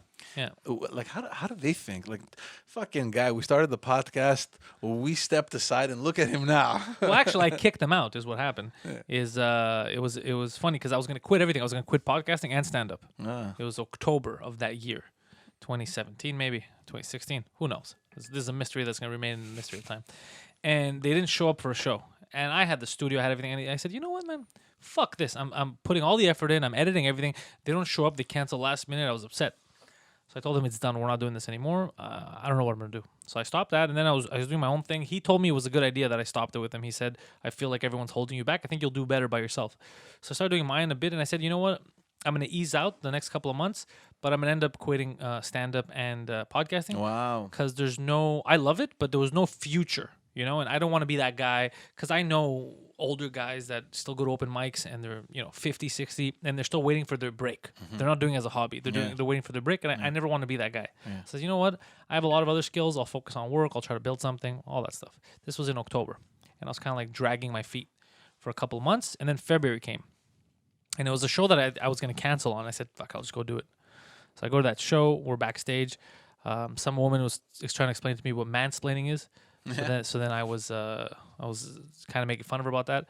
I go, "Do you mean condescending, sweetheart?" And she's like, "Are you mansplaining?" This whole thing happened, and Mike walked in. And he heard all that. He's like, "This guy's fucking crazy." So he's just backstage bullying people, and I was bullying all kinds of people, just fucking around. And then I did my set, and that's where I met Mike. And the next day, he told me, It's just incredible yeah, how the but I was gonna universe quit. works. I was very close to quitting, and then Like now, how many stories have you heard that are similar to that, right? I lot, was yeah. at the verge of quitting. I was right there, I was yeah, the universe said no, sir. And then now I realize, thank God they said that, because people were in for a treat. Look at this, we made it. You go to all the shows? Most. Yeah, he comes along a lot. Yeah, he gets to experience a lot of good comedy because of me. Yeah. Yeah. Have you started looking into comedy more now, like knowing everything that you've learned from them? Or do you look at comedy shows? Do you look at comedy specials? Thinking I'm gonna do it myself. No, not for yourself. Just learning about comedy. He's a bit of a snob. He's a bit of a snob. Now. Yeah, I'm a bit of a snob. I think we ruined him because now he's very judgmental. It's true. And not just, and I don't care if he's judging me. I'm fine with that. It's just that he judges other people. So I'll meet him somewhere and he's like, "Bro, let me ask you a question." I was like, "Yeah, is that guy a real comedian?" I was like, "Yeah, that guy's fucking shipper. Why is he here?" No one's laughing. Why is he here, bro? You should tell him. Go tell him. Yeah, no, but the thing is, no, because it'll break the person's feelings because he'll say it. "Let me tell you, bro, you know your shit." So, because he says stuff like that, it comes out. He's like, the guy's like, "Oh, I think I did well." And then Poseidon's like, and then the guy stares at him, and Poseidon will just be quiet, like, "No, I was laughing at something else. It's okay." It's okay. So it's just, it's funny, but yeah, because he's become a snob because he gets to hang, he gets to see me, he gets to see Mike, he gets to see whoever else on shows with us, and normally there's a lot of good comics. Yeah. He's been to the Comedy Store, Just for Laughs, we get him in everywhere, so he gets to see high level comedy. Yeah. So when I go to fuck around at an open mic at a spot here in Montreal, I want to test it. I just want to get he'll see people that are doing the same thing as me. They're just trying to test stuff, but they're also at a lower level. Yeah. So he'll freak out. He's like, "What the fuck is this? This is garbage." Because in his head, he doesn't realize they're just fucking around at an open mic. They're also open micers. Yeah. In his head, he's like, "Oh, I'm here. He's here. We better get fucking Netflix level shit here." So he gets snobby about that, which just makes me and Mike laugh. I just know. I know. And he gets aggressive because he'll get mad at me like he was infected with a virus. Like, "But what the fuck? Why do I have to sit there? What the fuck was that? What the fuck was that? Was that a joke? Was that really jokes? Who is this guy?" And I'll be like, "That guy owns the restaurant. He wasn't telling you jokes. He's just telling people to turn off their phones before the show starts. Calm down." Calm down. He's like, none of that was funny. Yeah, it's Steve, the kitchen guy, bro. Calm the fuck down. He was just announcing the special. Yeah, in the he was kitchen. yeah, exactly. And he'll get super defensive about the stand-up. It's just funny. Tell me about the Bell Center, man. This is huge. Oh, this is right? huge. This and is you huge. probably have information that we shouldn't say, and I don't want you to I'm not say gonna it. say. I'm not gonna But say. you don't have to. That's not the point. Well, The I can point tell you is- that we're Mike's not planning on announcing any guests. and I love that. I Yeah. love that he's not doing that. It's gonna. So Mike, I'll tell you. So Mike is so the French podcast Mike Ward sous écoute is the This is July 18th, right? It's it's within the Just for Laughs. it's festival, just for laughs, just pour rire. So Mike Ward's podcast is, like I said, the biggest French language comedy podcast, not just here, everywhere and ever. It's huge. The numbers of it basically smack with his dick the TV audiences here in Quebec. Like, it is astronomical. Those numbers of $30 million, it's astronomical, to the point where last year, if you remember, right before Just for Laughs, because like Quebec Core Media and all those guys used to talk shit. What is this guy doing? A podcast? That's not going to get anywhere. And because he found out that he was getting better numbers than them, and they were asking for government handouts, all that, he erected a billboard right across the street. He bought the billboard across the street, and it had his face and all the numbers of this podcast. Like that's how, that's a big dick move. So just to let you know how big that show has gotten and is getting. So he always wanted to go bigger, do something big, and he was talking about the Bell Center, and it was just a thought, but he put out there in the universe. He started saying, you know what, I think I could do the Bell Center. He started to believe it. Then he got a phone call. Hey, we're looking at stuff. Would you be interested in doing it at the Bell Center? Which is one of those moments of like, fucking right. I put it out there. It's going to happen. And then at first they try to offer him like do like that half. You do the half of Bell Center. Yeah. And he's like, nah. This is me. If I'm going to do something, do this right. I'm not some chump. I'm not, what am I, Madonna? No. I'm going to do this right. I'm going to do the big one. I'm not some small time Elton John here. So he fucking said, I want in the middle. And I want the stage to be revolving. And they agreed to his fucking psychotic terms. What I love is just that he just tests people. Let's see if they're gonna bite. Yeah. Dude, he's as good as he is in stand-up. He's at that level in business, and people don't realize it. He's he's very smart at business too. Yeah. So he's applied both of them now, and especially because at a point where he has his fan base, he has people. He doesn't need to impress anyone. He's just doing his thing. So he could say whatever he wants. He could say no to things. So he says that they agree to terms, and he wants to bring on multiple guests. So it's not like a regular show where there's just the two. Yeah. He wants it to be like every 15 minutes or every 40 minutes, whatever he wants to do. He wants to switch it up. Like a best of. Yeah, like a best of type of thing, which is the smartest thing. He's trying to bring the biggest fan favorites that were on the shows. And then, so what I wanted from that show is I just wanted to get on stage. I just wanted to go on stage. So what I'm going to do is, like we're discussing on Two Drink Minimum, is I want to hype up the crowd. I want to be the Bruce Buffer. So I want to go on right before it starts and get everybody, welcome them, it's like, you guys know who the fuck I am, and welcome them and get them all pumped up. It's to then bring out Mike, and then he could start the show. But then Mike's like, you know what? That's a novel idea, but we should also give Poseidon a microphone. And film it, see what happens. Bring him on the stage with you. Now, he's not going to say anything because it's Poseidon, but he has a mic in his hand because all the photos that are going to be taken, like they take good photos when you're at the Bell Center. Poseidon's going to be able to put on his Tinder profile photos of him speaking in the middle of the Bell Center in front of 20,000 people. How crazy is that, and seriously? Then have him explain that to his dates. No, but has that settled at all in your mind? Not really. Like, we're talking about 20,000 plus people here. Yeah. That's fine. I'll rip him a bit to make him comfortable while we're on stage. I think it's going to hit like the night before. You think so? And that whole day leading up to all the, the preparation and, I'm not nervous at all because the way I see it, the way I'm thinking about it is I'm so hyped about this. You don't understand how I feel like a proud father. Yeah. Like this is one of those moments where I'm like, I'm so glad I'm alive to live through this and be there to support Mike and just fucking be like, bro, you fucking got this. Like this is so big to know the story, to know what I know about Mike's life and like in comedy. And to know that so many naysayers with the podcast and what's this, and now the Bell Center, it's such a fuck you to all the people that said you can't do it, you shouldn't do it, you can't make it. It's like, yeah, you can. And the you proverbial for everyone, not just Mike. It doesn't matter if they're telling you can't. Most of the people that tell you can't is because they can't or they won't. Yeah. You can do it. Mm-hmm. We're talking about the biggest live podcast in history is going to happen in Montreal in French.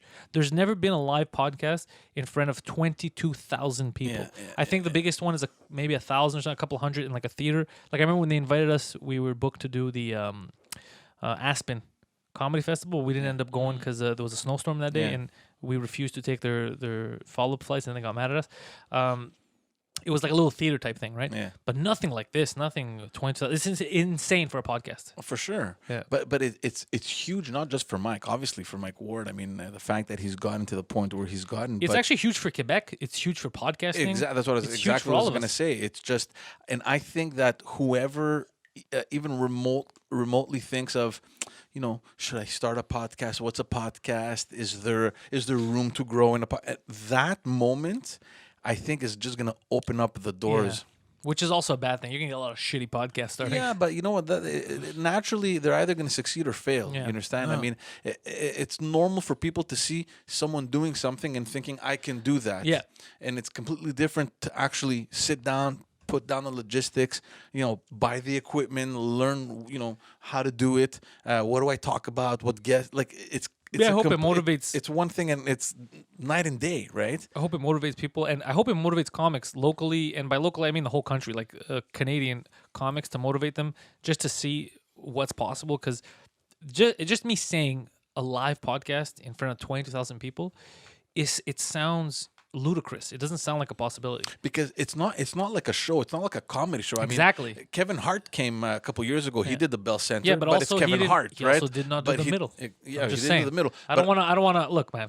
Kevin's doing good. One day he might get to the level of Suzukut. Yeah. But at the moment, he's not. No, but what I'm saying, it's not like a comedy show, like one solo guy doing his thing. It's a completely different concept. Beast, right? This is a podcast. Right? Yeah, it's we're recording an episode. Yeah. The only difference is that it's not in a studio.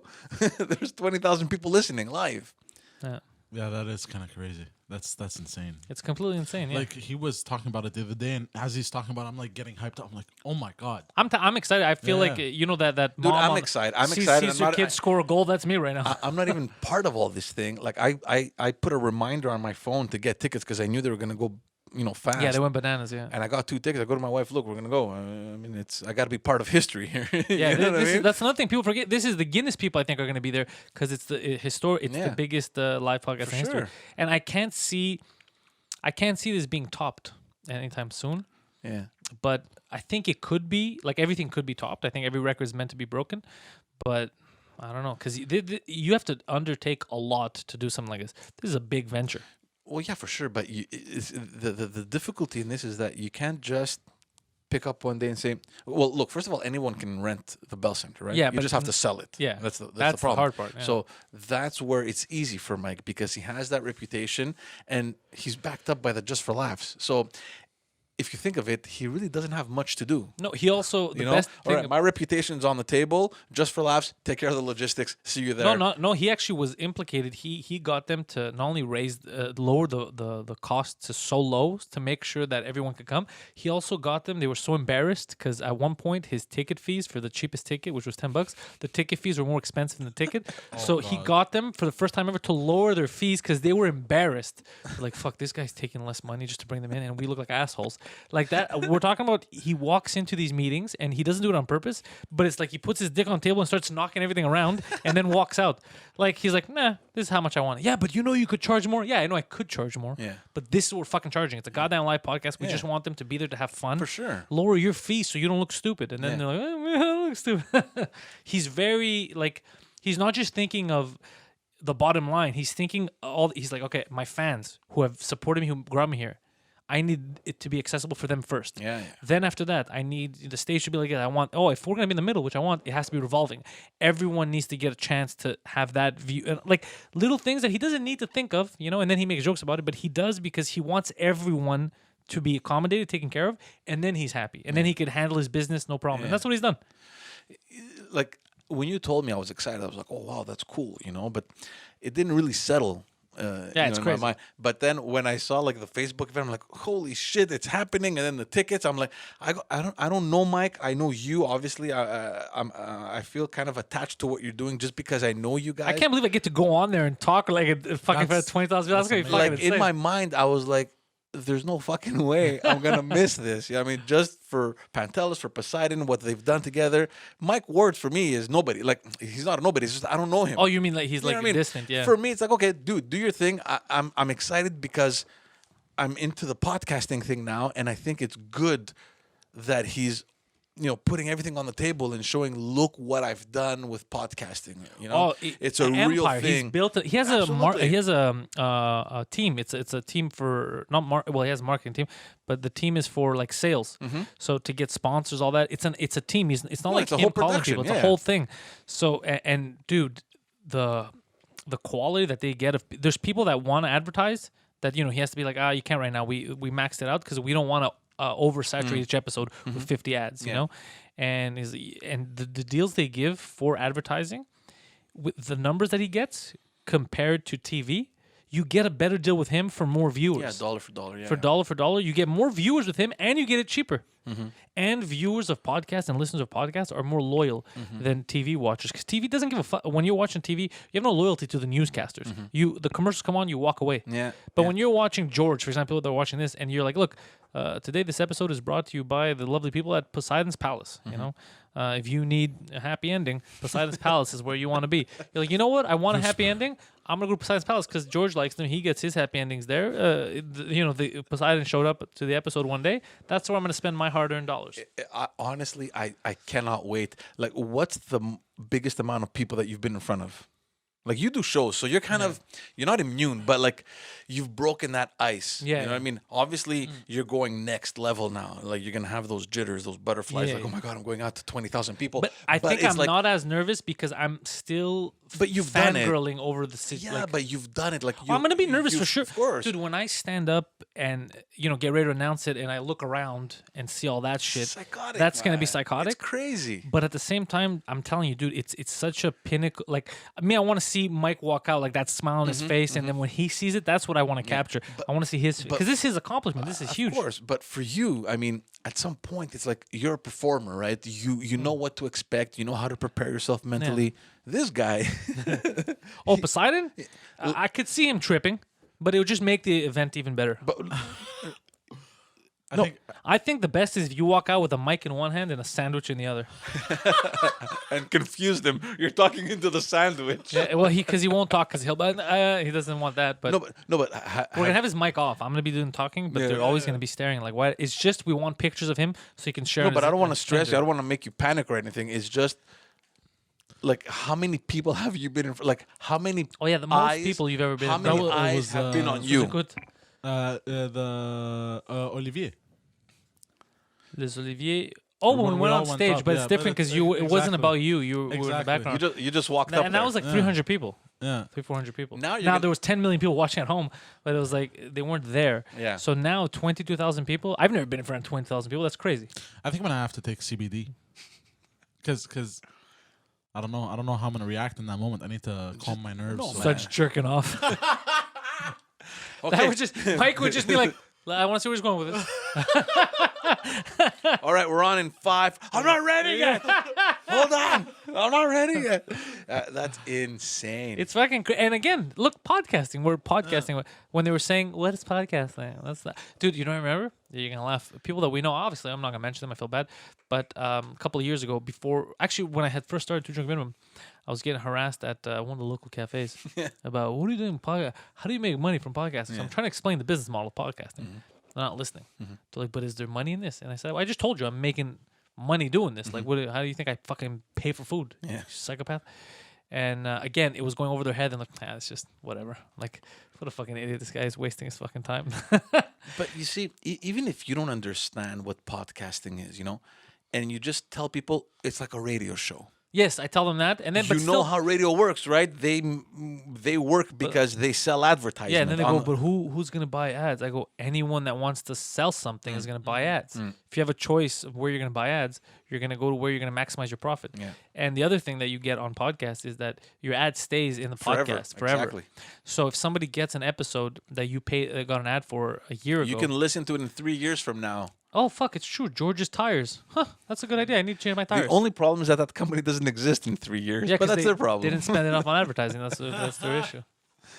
Oh man! I was buying the tickets and I was frustrated. And I was telling you before the things kept crashing. I guess there were so many people trying to get tickets. Well, I didn't like. Mike was telling me something the other day because there was pre-release. There was for the fans on Patreon. There was different releases, right?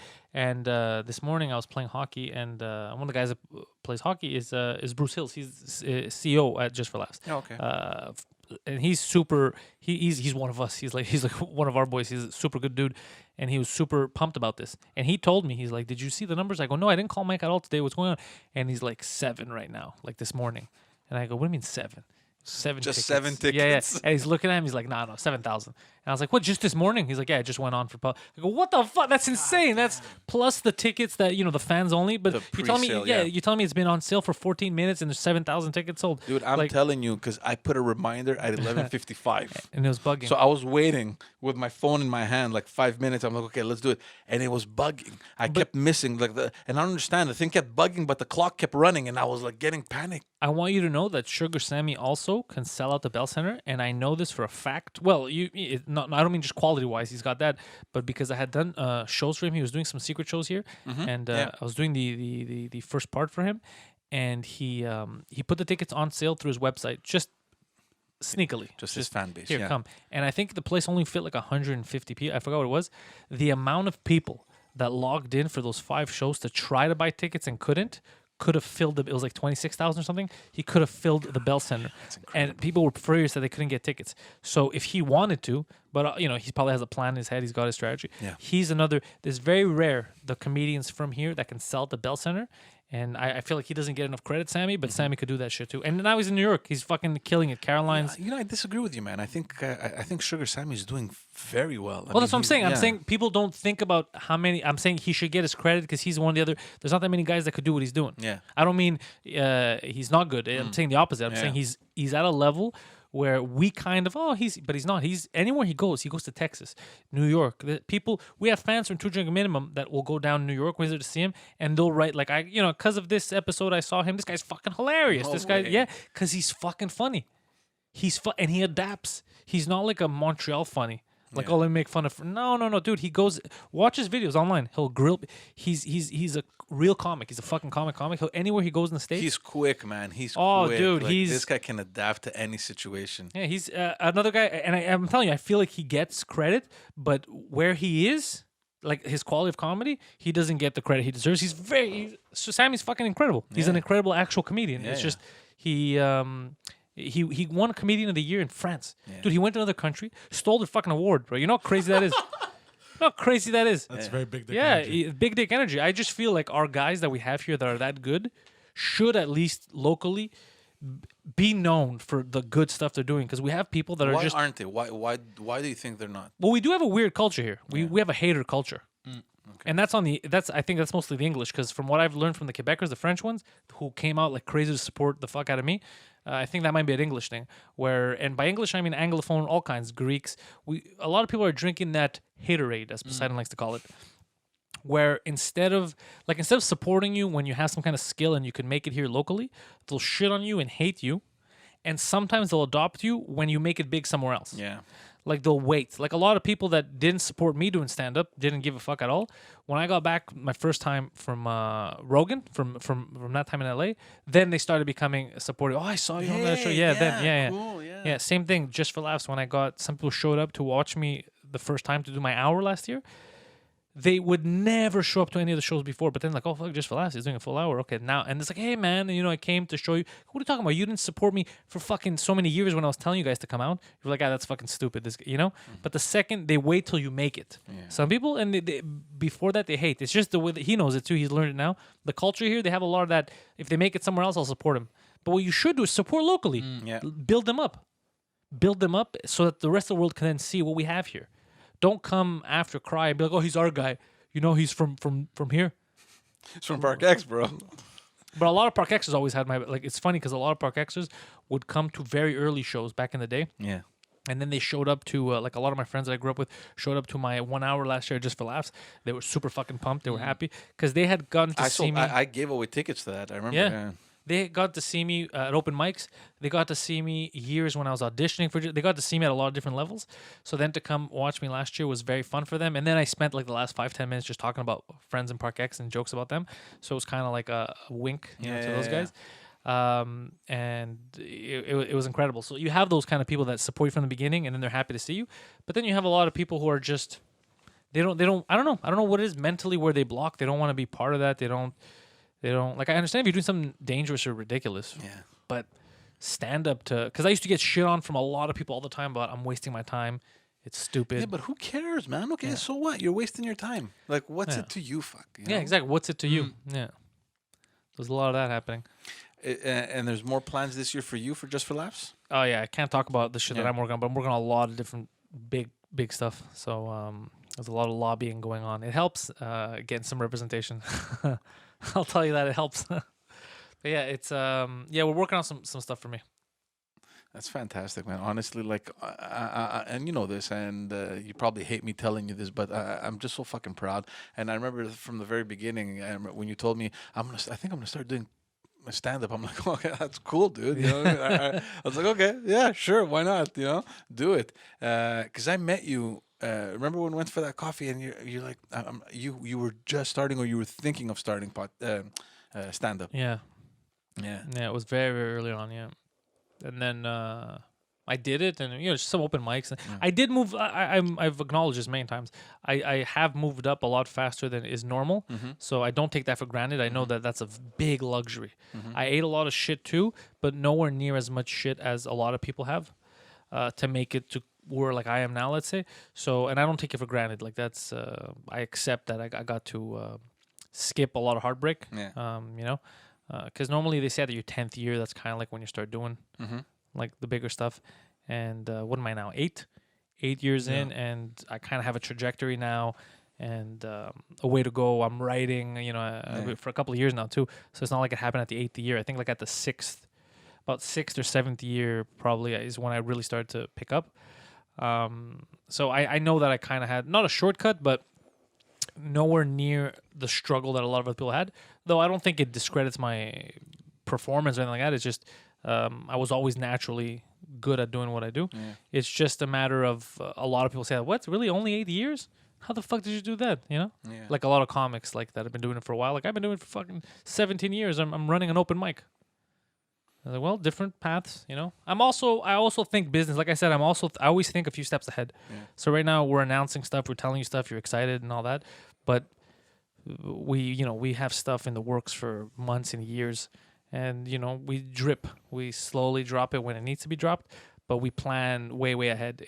Nothing catches us off guard. Like it's not a case of, oh shit, what am I gonna do next month? Yeah, I knew what I was gonna do next month a year ago. Yeah, I'm just looking forward for you to kind of break out, break out of that shell, And it's funny because we were talking on the phone a couple of weeks ago, and I was thinking, what Poseidon should do? Like, he should have his own podcast and bring like real smart people, like real professionals. Like you bring like an astronaut, or like Jesus you bring like a. Let me ask you, bro. Why are you lying about the Earth? We know it's flat. Yeah. Like a neurosurgeon, or like you bring really accomplished, the brain, bro. How does that work? Like accomplished professionals, and you just have a conversation, and you're asking real questions that you really think. Yeah, that would be kind of. It would be hilarious. It would be amazing. Yeah. You have the. It's like, what the fuck am I doing here? Yeah, it's just called the Simpleton Podcast. Who is this guy? Simpleton. Yeah, Poseidon's Simpleton Podcast. So, like, your brain, are all the brains the same? Yeah.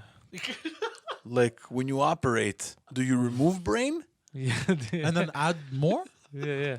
Can you get extra brain? Is there a difference between the races when it comes to brain? Both size, texture, and taste. Like an Ali G thing, but in real thing. Like, like it's not fake. Like, he's not acting. Oh, God.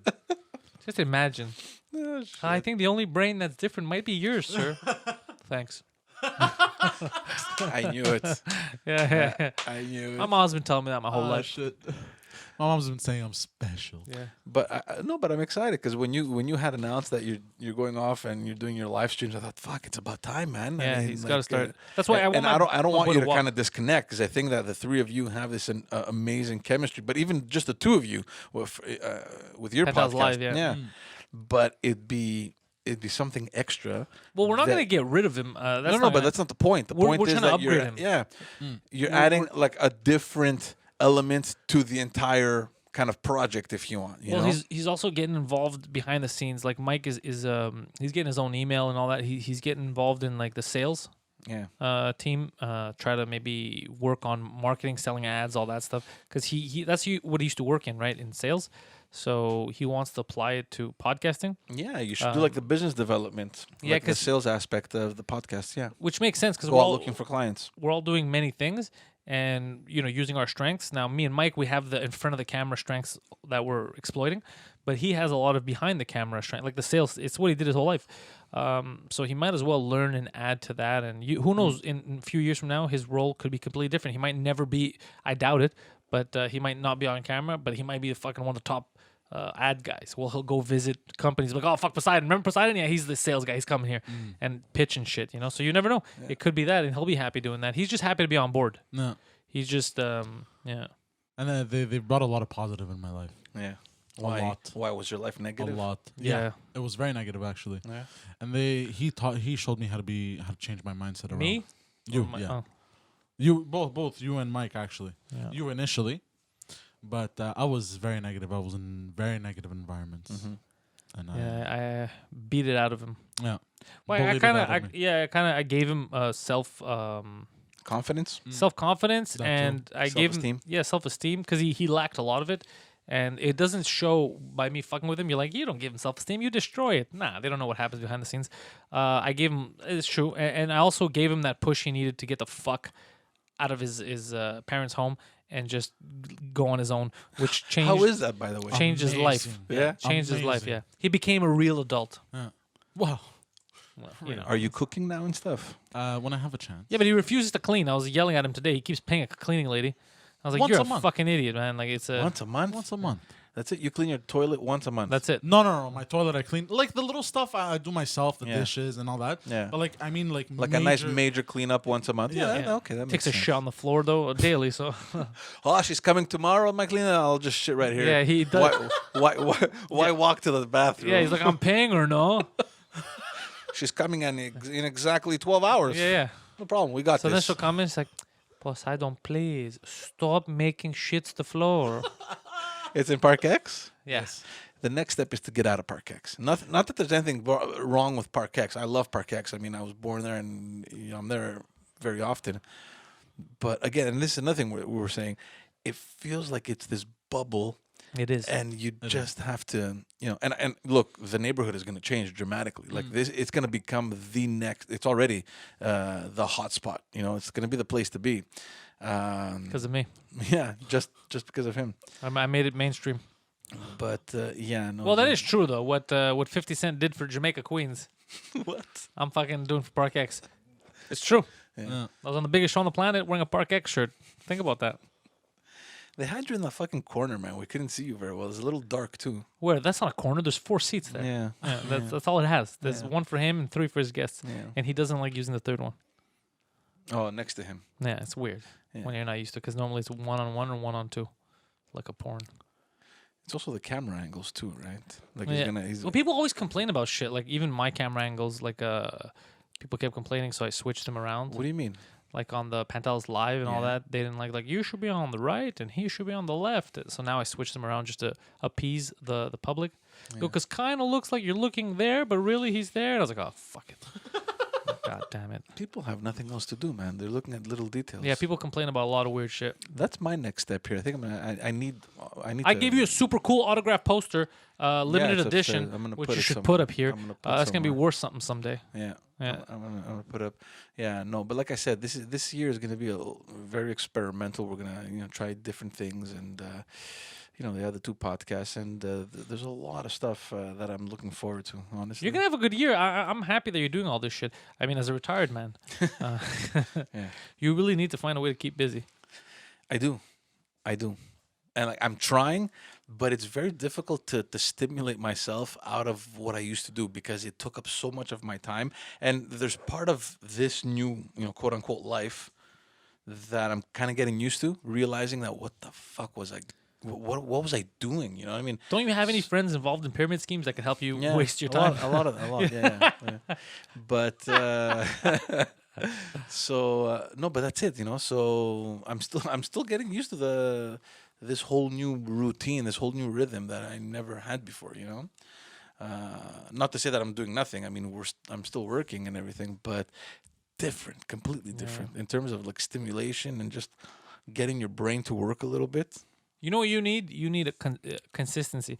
So if you're able to, in a year, monetize this show, and then that every, Tuesday, Wednesday, whenever the day is, this time, this is when the show is on, I'm live, and you have your revenue coming in and you have your steady stream of guests, that's perfection. Yeah. That's perfection. Is you like now why I'm happy with 2 drink minimum is that we know when we're live, when we're on, Yeah, you Pantelis fallen Live. into the schedule and everything is Yeah. just Both Pantelis Live and actually even the Pantelis Podcast kind of has a schedule. It's normally Fridays at 2 for patrons live, and then for everyone else it comes out on Monday.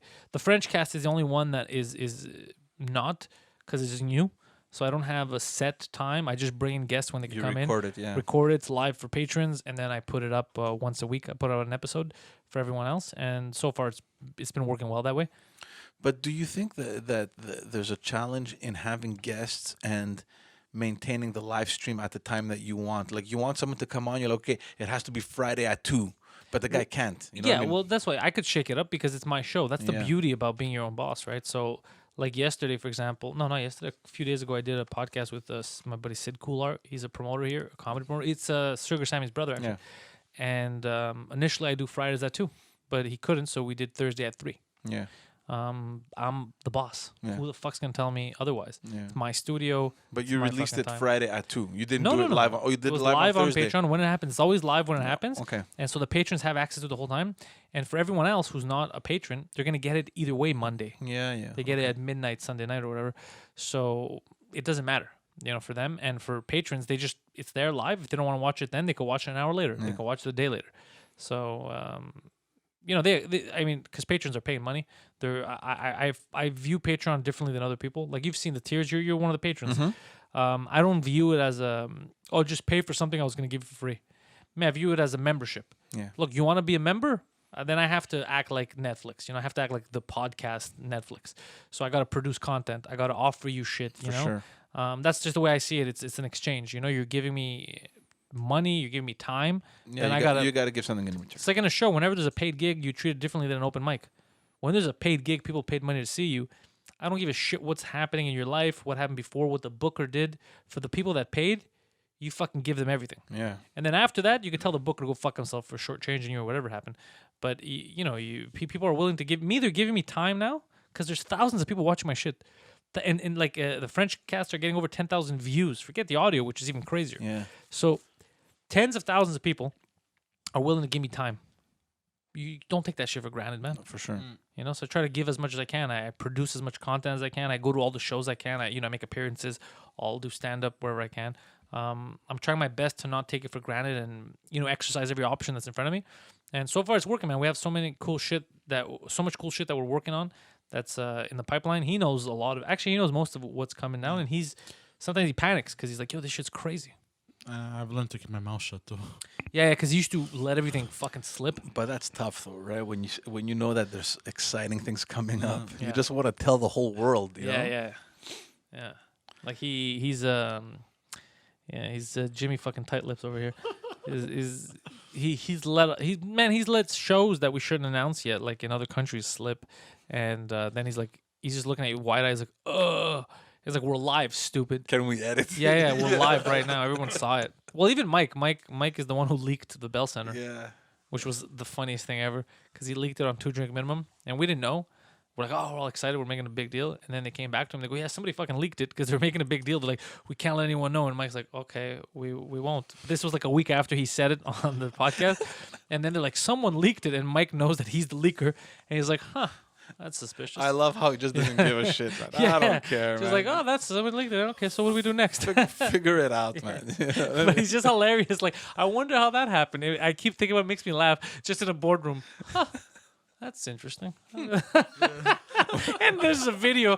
Jason, who does our social media, put a clip of that. Like, Mike be like, I'm doing the Bell Center. He's like, I wonder how that got out. There's a video of Mike saying it. It's great. Funny, man. Yeah.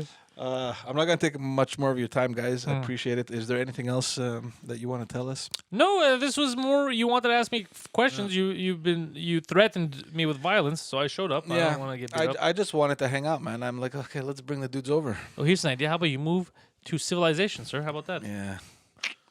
Every it's the same argument, man. Everybody comes up with the same thing. Where do you live? The passport thing. I've heard them Oh, all. I never said the passport thing is stupid. I've heard them all.